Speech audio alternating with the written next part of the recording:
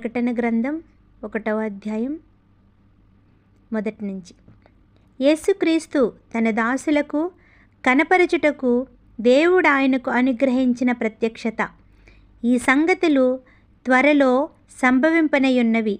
ఆయన తన దూత ద్వారా వర్తమానము పంపి తన దాసుడైన యోహానుకు వాటిని సూచించెను. అతడు దేవుని వాక్యమును గూర్చియు యేసుక్రీస్తు సాక్ష్యమును గూర్చియు తాను చూచినంత మట్టుకు సాక్ష్యమిచ్చెను. సమయము సమీపించినది కనుక ఈ ప్రవచన వాక్యములు చదువువాడును వాటిని విని ఇందులో వ్రాయబడిన సంగతులను గైకొనువారును ధన్యులు. యోహాను ఆసియాలో ఉన్న 7 సంఘములకు శుభమని చెప్పి వ్రాయినది. వర్తమాన భూత భవిష్యత్ కాలములలో ఉన్నవాని నుండి ఆయన సింహాసనము ఎదుట నున్న 7 ఆత్మల నుండి నమ్మకమైన సాక్షియు మృతులలో నుండి ఆది సంభూతుడుగా లేచినవాడును భూపతులకు అధిపతియునైన యేసుక్రీస్తు నుండి కృప సమాధానములు మీకు కలుగునుగాక. మనలను ప్రేమించుచు తన రక్తము వలన మన పాపముల నుండి మనలను విడిపించిన వానికి మహిమయు ప్రభావమును యుగయుగములు కలుగునుగాక. ఆమేన్. ఆయన మనలను తన తండ్రియగు దేవునికి ఒక రాజ్యముగాను యాజకులుగాను చేసెను. ఇదిగో ఆయన మేఘార్హుడై వచ్చుచున్నాడు. ప్రతి నేత్రము ఆయనను చూచుచు ఆయనను పొడిచిన వారును చూచెదరు. భూజనులందరూ ఆయనను చూచి రొమ్ము కొట్టుకొందురు. అవును, ఆమేన్.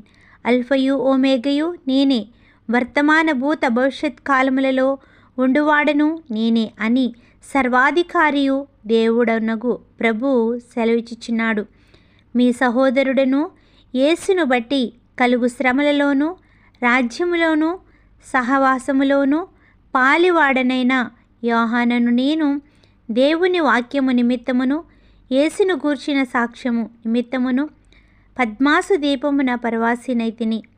ప్రభువు దినమందు ఆత్మవశుడనై ఉండగా బూరధ్వని వంటి గొప్ప స్వరము నీవు చూచుచున్నది పుస్తకములో వ్రాసి ఎఫెస్సు, సుర్మా, పెర్గేము, తుయతేరా, సర్దిస్, ఫిలదెల్ఫియా, లవదోకియా అను 7 సంఘములకు పంపుమని చెప్పుట నా వెనుక వింటిని.